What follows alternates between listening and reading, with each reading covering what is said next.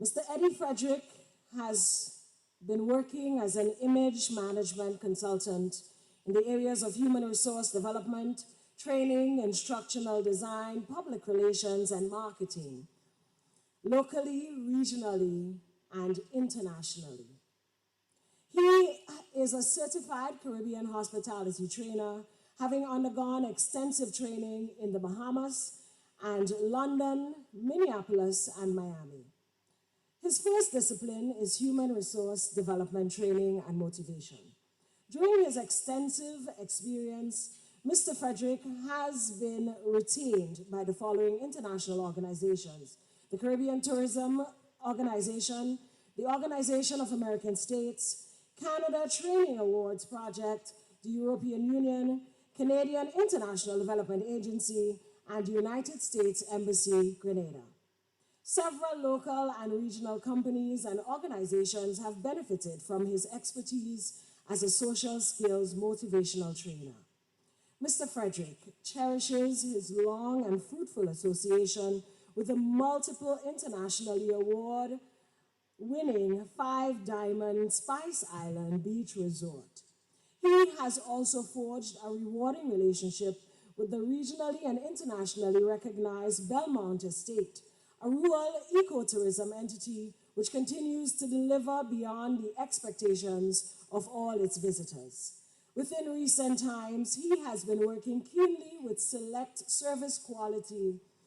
He has been working keenly with select leading corporate businesses in the US to bring a positive focus on improved productivity and delivery of professional service quality through motivational team meetings. Mr. Frederick's dedicated voluntary training and development contributions to the local immigration department of the Royal Grenada Police Force since 1994 assisted that department to be recognized by the United Nations in 2012, placing second in the world for service and first in this hemisphere.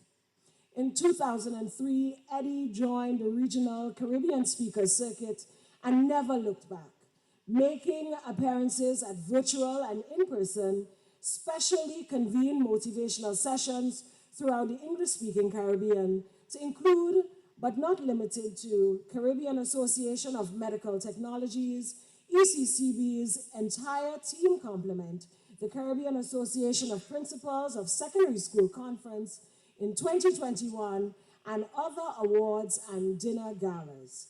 Mr. Frederick has been recently co-opted to lead the customer service training component for an ongoing program for both the Grenada Tourism Authority and the Grenada Public Service Commission. It's not often I get to introduce you, sir, so today I am especially pleased to welcome you to this forum and to introduce you to speak to this gathering. Welcome, Mr. Eddie Frederick.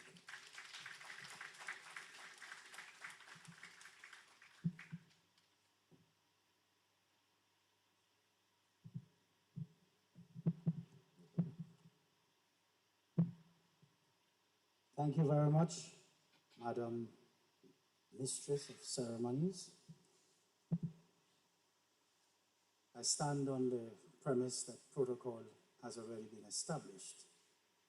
However, let me please identify Her Excellency Dame Cecile Lagrenade, and of course, Honorable David Andrew, Governor General of Grenada and Minister of Education, respectively.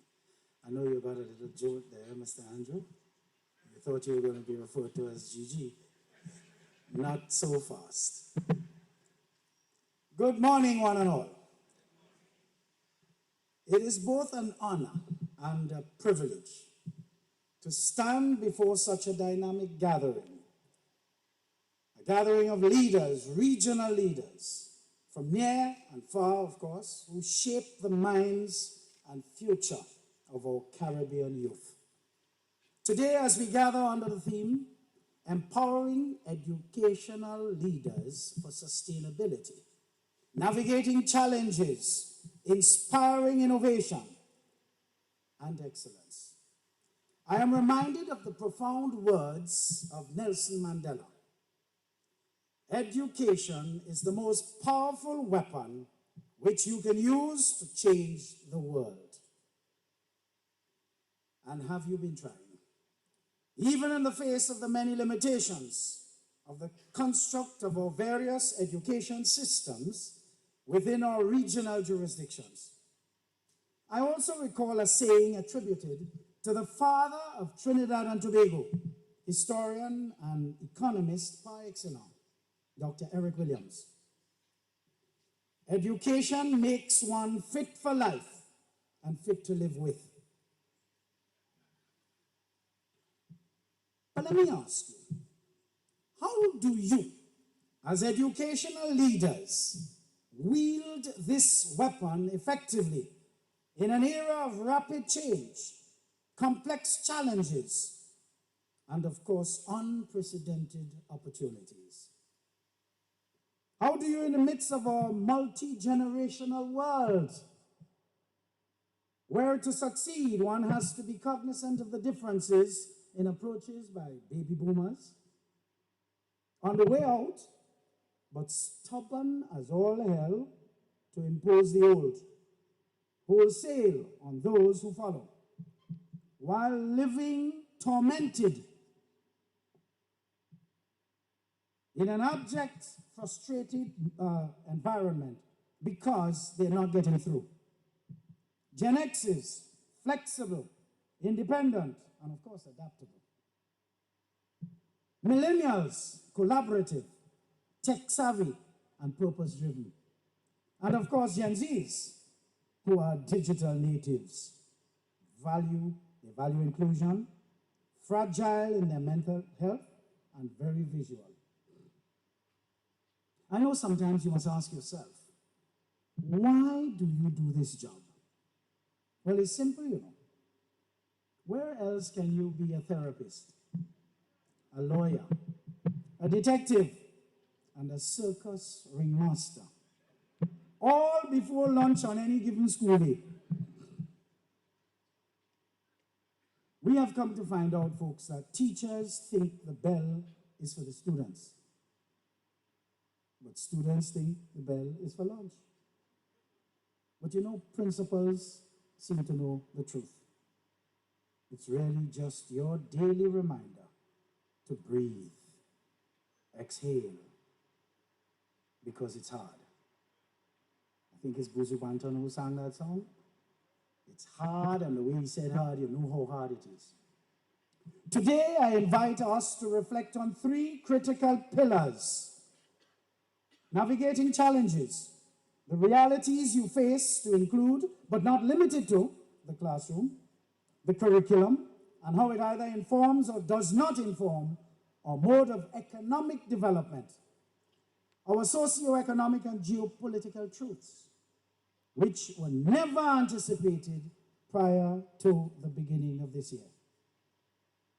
Inspiring innovation, the mindset you cultivate to successfully navigate challenges. And of course, the third one, excellence for sustainability. The legacy you build must reflect an investment in time-tested strategies, not quick fixes, for fear that the beneficiaries of your leadership continue to go around in circles from independence of our various territories to the present. Let's begin. Navigating challenges. The realities we face. Principals, vice principals, teachers, educators, otherwise, leaders all. Your role has never been more demanding. The Caribbean education system grapples with a number of things. First and foremost, a lack of vision from our political leaders in the main, who are more focused on parochial politics, many of whom are pedestrian in their own approach, failing to realize that slavery to a system did not abolish with the commencement of our various independence dates, but was simply redesigned and effectively reintroduced, ably aided and abetted by them. But that's a subject for another forum, so I'm open to an invitation. More immediately, on a daily basis, you have to grapple with resource limitations, budget constraints, infrastructure gaps, and digital divides. On a national basis, the actual activities to play politics are never underfunded. But the meager budget for education is usually delivered with fanfare, but not without stern warning to manage well, as you probably have no more to get. They may even find it necessary to redirect funds from you to other areas to fund activities that can contribute to their political survival while education flounders. This is across the region, folks?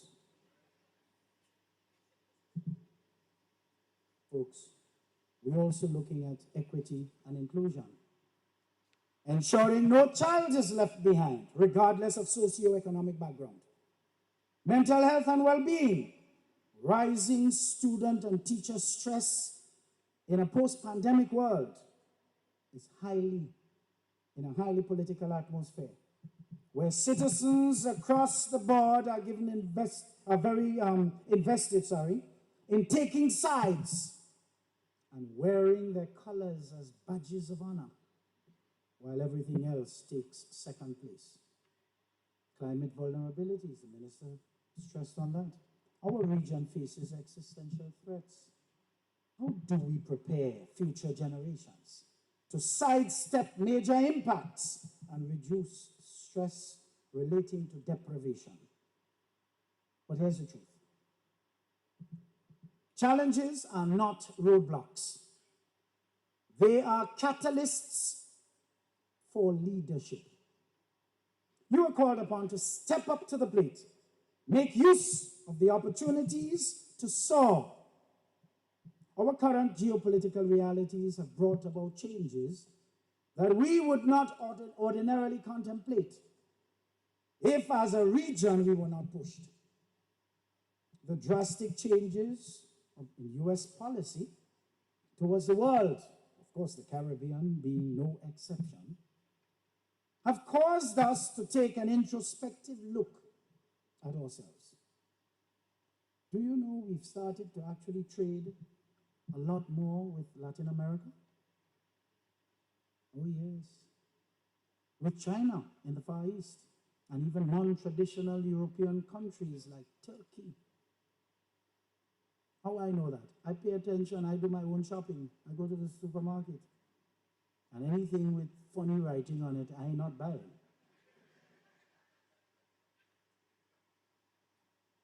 If we don't, folks, if we don't re-strategize, we will not be able to stem the flow of increased costs of living, which will result in many cases to decreased quality of life. That is just one example of how we need to pay attention to our surroundings and start working on things that will benefit our region collectively, while leveraging education that is in our best interest. I call upon you today, folks, to take action. Adaptive leadership.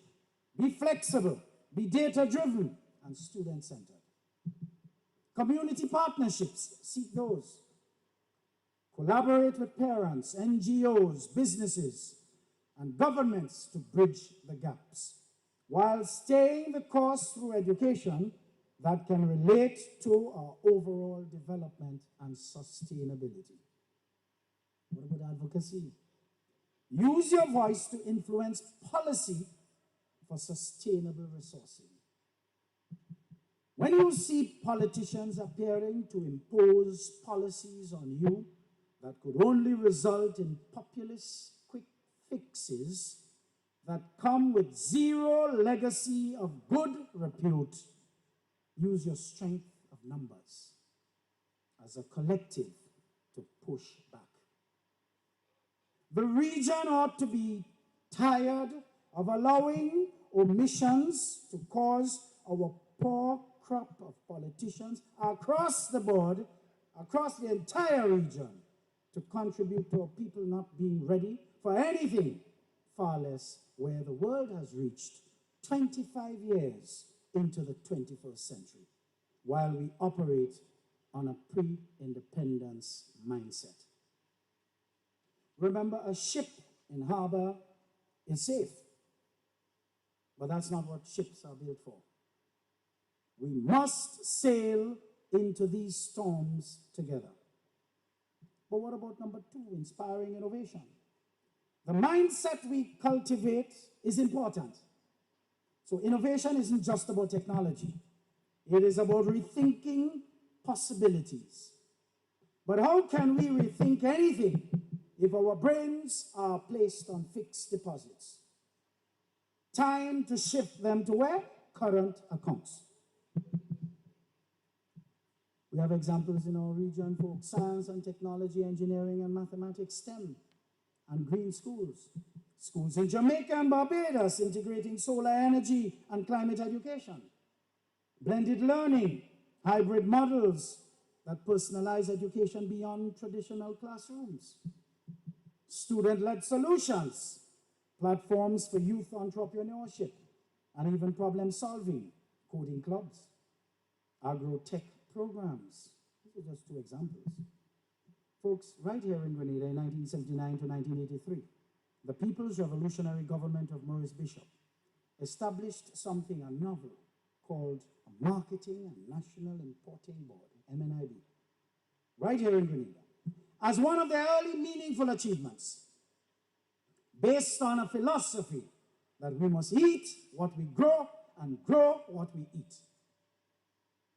From the time so-called democracy was reintroduced into Grenada, in the aftermath of October 25th, 1983, that US military intervention, we witnessed firsthand the lack of belief in that nationalistic philosophy, causing the MNIB to disintegrate into a big shop, where they were just buying and selling, and in many cases, things that were not related to the original purpose. That is, of course, to have a viable outlet for our national farmers. Why am I saying this? Folks, we're talking about innovation. Many schools, the region over, could use some of their surrounding lands to cultivate as part of the agriculture science subject to help feed their various member states of this august institution, CAPS. This would be truly an inspiring innovation under your leaderships. Folks, how do you foster innovation? You have to encourage risk-taking. You have to first allow your audience, your teaching faculties, to appreciate that he who risks nothing is nothing and has nothing. For the greater the risk, the greater the success. Celebrate failures as the lessons they are and not as catastrophes. What about professional development? Invest in upskilling teachers in artificial intelligence. And I remember years ago, artificial intelligence meant fake brightness. Today it means something totally different. Sustainability, and of course, social-emotional learning, SEL. What about leveraging local culture? Infuse Caribbean identity, Caribbean history, and arts into the curriculum to foster pride and creativity. Think about this, folks. The next Sir Arthur Lewis or even Rhonda Byrne might be sitting in the classroom under your leadership today. The next principal is already positioned under your current leadership. Give them huge shoes to fill by making your mark without fear or favor. Focus on your mandate, regardless of the reactions of politicians. Stand by to be unconditionally supportive of each other when any politician attempts to overstep their mark, steeped in pedestrianism. What ecosystem are you creating for yourselves, your teachers, and your students? We come to number 3, excellence for sustainability. The legacy you build is a priority for focus. Sustainability, folks, isn't just about the environment. It's about systems that endure. 3 pillars of sustainable leadership: ethical leadership, model integrity, transparency, and servant leadership. Mentorship, build pipelines for future leaders. Succession planning matters, folks. We have the pride and joy of our financial institutions here in Grenada, known as the Grenada Cooperative Bank. And oh, how they have mastered succession planning under the Richard Duncan. I have to call him CEO Emeritus. But we could juxtapose that to our Royal Grenada Police Force. Folks, hiring people is a science. We can't just hire people because we need 2 feet on the ground. That has happened at our Royal Grenada Police Force. And most of them become of retirement age at the same time. You see where I'm going with this? That is not to happen at the Grenada Cooperative Bank. There is somebody at the Grenada Cooperative Bank to take the next position right now. Succession planning. You see how much of a science it is? You also have to measure impact. Track not just grades, but student agency, teacher morale, community engagement. Here's a challenge for you folks. Leave this week's activity, activities rather, with 1 actionable idea to implement in your various schools when the new school year begins.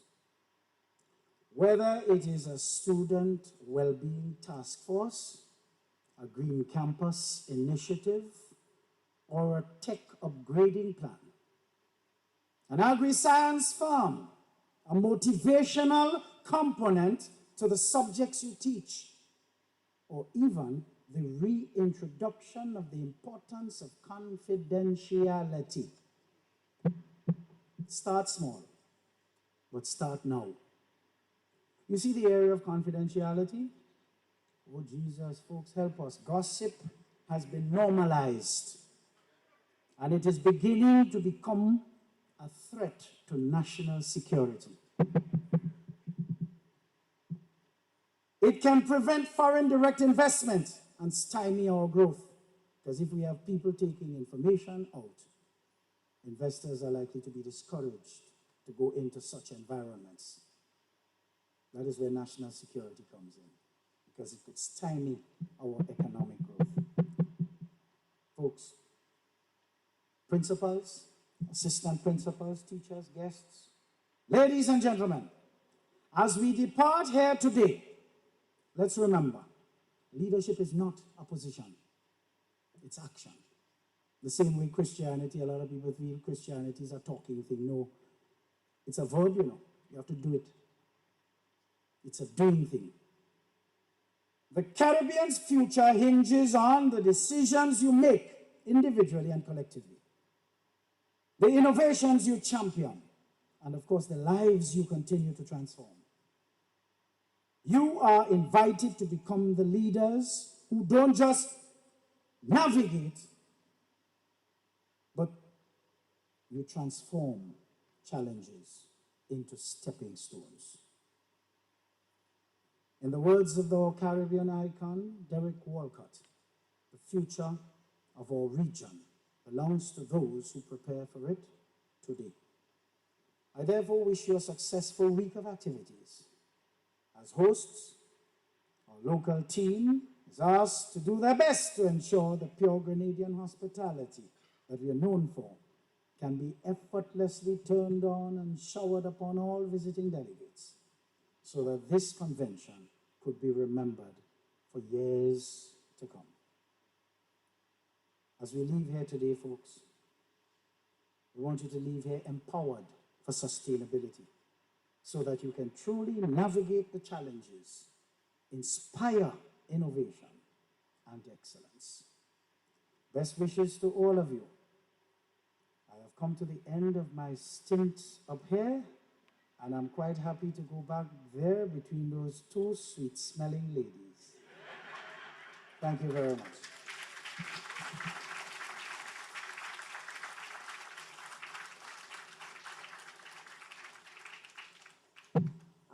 I'm looking for the sweet-smelling ladies. And there was nobody back there, Senator, to tell me that I look beautiful. So we'll fix that later. Challenges are not roadblocks. They are opportunities for change, growth, and transformation. Mr. Eddie Frederick, you are inspiring, not just to me, but I'm sure the people in the room feel the same way. I want to let you in on a little secret, though. When I was a school teacher, the bell meant I had to go to another form, another class.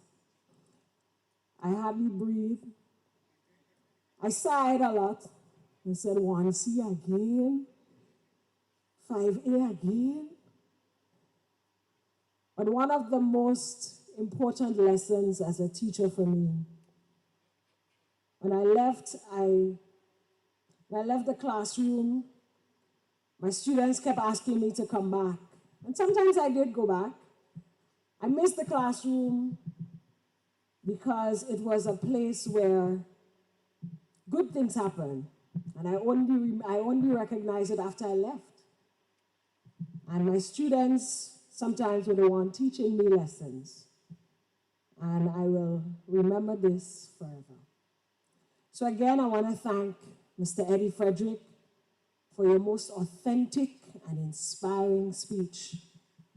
I want to ask the congregation, the gathering, to give you another round of applause.